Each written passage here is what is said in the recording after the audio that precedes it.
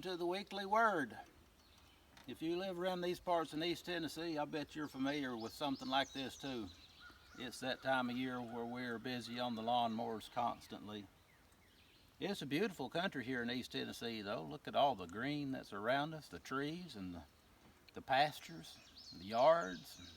When we get the rain, boy, it's lush and green. But if it was just grass, it would be one thing, but not only do we have to keep the grass cut, it's like constantly fighting the weeds out in the pastures too. It's like on the bush hog, trying to take care of them because the horses just won't eat the weeds. They'll eat the grass, but the weeds take over if we don't knock them down about 3 times a year too.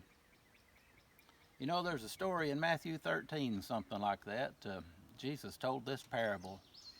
He said there was a man who went forth and he sowed good seed in his field.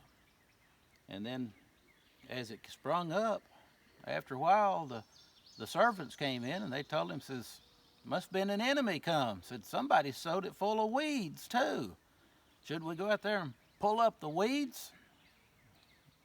And the master said, no, you can't pull up the weeds without destroying the other at the same time. So just let both grow together to the end. And then at the time of the harvest, we'll take the good stuff and we'll bind it and put it into my barn. And we'll take the bad stuff and we'll bind it up and we'll put it in the fire and burn it up. See, that's the parable of the world. He said the field was the world. And he said the enemy is the devil. And whether you're a weed or whether you're the good stuff, it depends on what you've done with Jesus.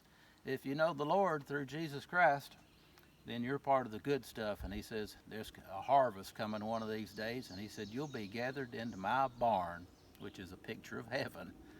He said, but the bad stuff, it'll have to be bound up and burned. Have you trusted in the Lord today? I hope that you're the good stuff, not the weeds. See you next week.